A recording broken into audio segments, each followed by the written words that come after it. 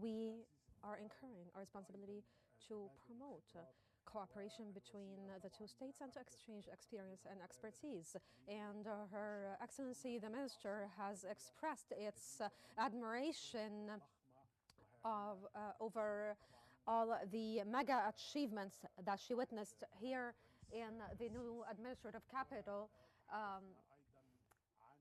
under the rule of President al-Sisi. And we have as well spoken about the touristic cooperation between the two states as well. During the deliberations between myself and Her Excellency, the Minister, there was a lot of deliberations regarding dual standards enacted by a lot of states in the international community as that relates to the grand offensives in the Gaza Strip and in Lebanon as well. And these offensives destabilize the entire region and the whole world as well. We have as well spoken about the Bolivian stances that are actually quite advanced and that support the guaranteeing of human rights for the Palestinian people. And in fact, Bolivia has always been a state that gives due care to human rights, specifically as that relates to the Palestinian people and their right of self-determination and their right to establish the Palestinian independent state on the according to the items of the borders of 1948. As well, we have had some deliberations regarding some international events, and in fact, Egypt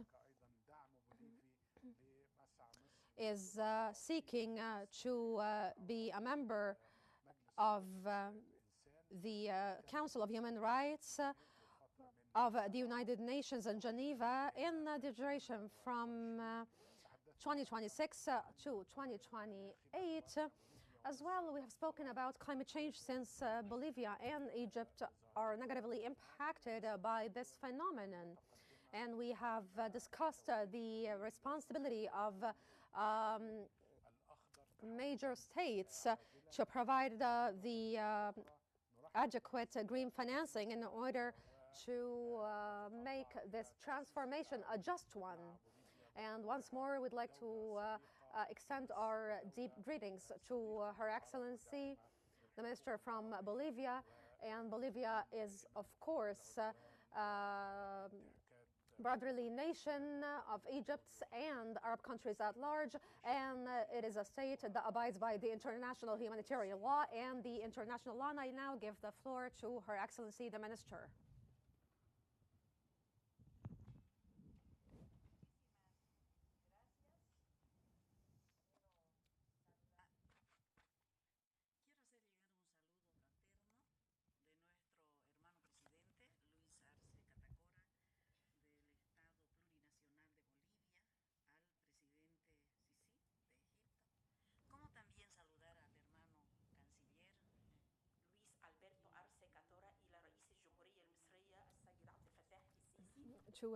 I would like to extend my deepest thanks to the President of the Arab Republic of Egypt, President Abdel Fattah Sisi. I would like to as well thank all the media professionals attending this press conference.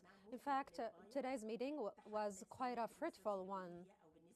Whether for Bolivia or for Egypt, it is in fact my first visit to Egypt. This is my first visit to Egypt, and I am quite pleased by this warm welcoming I have received from the Egyptians today. I have felt as if I'm in my second home. And in fact, there was a great or this warm welcoming provided for me attests to the brotherly connections between us and Egypt. Today we had a prolonged meeting in which we have discussed the 4 measures we have carried out in collaboration with Egypt over the course of the last 60 years, which witnessed a lot of diplomatic measures and cooperation.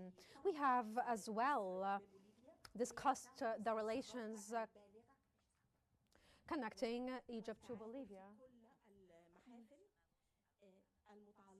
We have as well in our deliberations touched on all the areas of cooperation between the 2 states. And right now, as we are speaking about our bilateral cooperation arenas, we stress on the importance of our joint agenda and to promote our bilateral trade, economic, industrial, and diplomatic relations. And as well, we have looked into how we can leverage the investment opportunities between the 2 states. And for that matter, we have agreed that we're going to send a lot of investors and Bolivian entrepreneurs, because we look at the Egyptian market as one that is fertile with opportunity and can incubate a lot of Bolivian investment. We have as well spoken in detail about the Middle East situation. We are a country that supports peace and advocates for peace, whether on an international level or on the level of the Middle East. In fact, we cannot just keep seeing children suffering from atrocities happening in Lebanon and in Palestine and in a lot of other regions in the Middle East. And so for that matter, we actually back the Palestinians up with all we have, but still, this issue is not just unfolding in Palestine, but in fact, there are a lot of wars that are not right now outbreaking in a lot of other hot zones in the Middle East. And for that matter, we have to work in a consolidated manner, and we as well have to advocate for our bilateral and to maintain our bilateral relations, because Bolivia, of course, is a state member or a member state of the G20, and we believe that the support provided by Bolivia to Egypt in order to help it to overcome the cascading challenges it is facing, all this cooperation is very important for Egypt and for Bolivia as well. And as well, we have discussed some matters regarding healthcare and pharmaceutical industries of Egypt that can be exported to Bolivia. We have signed some cooperation agreements. In fact, there is an agreement between the Egyptian Diplomatic Institute and the Bolivian Academy, and that was signed. And so we believe that this cooperation between the 2 states is something quite necessary, and maintaining this cooperation is something quite feasible for both states. As well, we have had some deliberations and discussions regarding the subject of tourism. I was impressed, to say the least, by some touristic sites that I have visited over the last few days. And so it is greatly important for the 2 states to recalibrate the values of the Inca like the Inca civilization in Latin America, and as well the pharaonic civilization. And so there can be a lot of common grounds between these two civilizations. And for that matter, we have to strengthen our cooperation in the subject of tourism. We perceive that our bilateral cooperation is quite necessary in order as well to advocate for human rights. I would like once more to reiterate and thank His Excellency President Abdel Fattah Sisi and His Excellency the Egyptian Minister of Foreign Affairs for establishing, I would like to, as well, for hosting me, and I would like to thank His Excellency President Abdel Fattah Sisi, the President of the Arab Republic of Egypt, for establishing this enormously impressive new administrative capital that I have been quite impressed by, to say the least. And so I would like to reiterate once more and say that we're more than ready to maintain the cooperation between ourselves and the Egyptian side. I would like to as well clarify something, that it is the Bolivian people that wish to engage in cooperation in long-term consolidation with the Egyptian side and with states of the Global South. I'm not just talking about us officials being interested in maintaining this kind of cooperation, because our positions can change all the time and we're not here forever.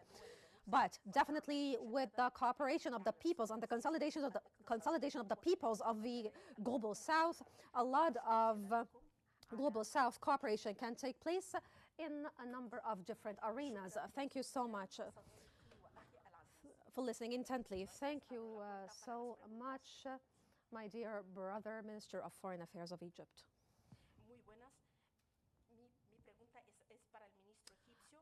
أنا سامعة الأسباني. In fact, Bolivia has quite clear stances regarding achieving a ceasefire in Palestine. How do you see the cooperation opportunities between the two states with regards to achieving a ceasefire in Palestine? Yes, as you have mentioned, in fact, Bolivia has a lot of advanced stances and positions and clear outspoken positions, in fact, when it comes to condemning the offensives in Lebanon and in the Gaza Strip. In fact, we are working around the clock in close collaboration with a lot of international actors in order to stop the bloodshedding of the Palestinian people and the Lebanese people. These peoples are just innocent civilians. And in fact, most casualties were from civilians, specifically from women and children. And so Egypt has never been, or has never left a stone unturned when it comes to attempting to reach a ceasefire. And as well, the Egyptian state abides by international instruments and its provisions, different resolutions coming from the Security Council or from the General Assembly of the United Nations or from different jurisdictions like judicial authorities. As you know, the ruling that came out recently by the ICC is something that is going to be respected and observed by the state of Egypt, because we are a state that upholds the administration of justice, and we abide by law at all times and in all cases. We do not at all think that one state can have some kind of a preferential treatment in the international community. And right now, when we're speaking about a multipolar international community system, this system has to be predicated upon the respect for the international law and the international humanitarian law, or else the law of the jungle is going to prevail. And so we will not ever leave a stone unturned when it comes to advancing the negotiation processes in order to alleviate in order to intensify the international community pressures to stop the or to reach a ceasefire. I have spoken a while back with the Minister of Foreign Affairs of France, and we have had a lot of deliberations regarding achieving a ceasefire in Palestine and in Lebanon, and we are as well intensifying our communications with the European side and with the American side as well in order to intensify and consolidate our efforts to reach a ceasefire and in order to put an end to the atrocities unfolding on the ground, whether in Lebanon or in Palestine. In fact, we are aiming to reach an instant ceasefire in these two states. And once more, we are strong believers that arrogance is never going to achieve or to help in the achievement of peace in the region, but it is negotiations and dialogue that is predicated upon the respect for humanitarian and international law provisions. My question is to Her Excellency, the Minister of Foreign Affairs of Bolivia, about the different cooperation arenas between the Egyptian state and the Bolivian state, and how this cooperation can be taken up or can be taken further. Spanish.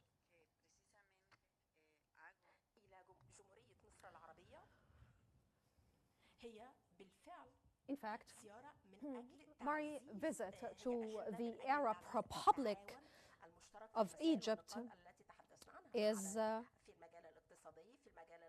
part and parcel of the industrial, pharmaceutical, trade, and diplomatic cooperation agenda. Egypt has a lot of resources that we can leverage, of course, and as well we have some strategic minerals that we can export to Egypt. And as well our country is abundant in lithium. And this is a very important and strategic element or mineral that can be utilized in different means of new and renewable energy, right? You know, lithium as a mineral is eco-friendly as well. We are a country that is afflicted by climate change. We have surging temperatures. We have as well a lot of cascading flood waves and fire outbreaks. We have to respect our Mother Earth, and we so wholeheartedly believe in the importance of cooperation between the different states in order to invest in these arenas relating to eco-friendly minerals. We as well on the trade level, on the justice level, on the industrial level, there are different investment opportunities that we can leverage. I'm talking about us and Egypt. In fact, violence only leads to violence. And so it is very important for us to cooperate in the judicial subject and to have bilateral judicial cooperation between ourselves in Bolivia and the competent authorities, the competent jurisdictions in Egypt. We have to do that in order to be able to firmly condemn the offensives carried out over the civilian infrastructure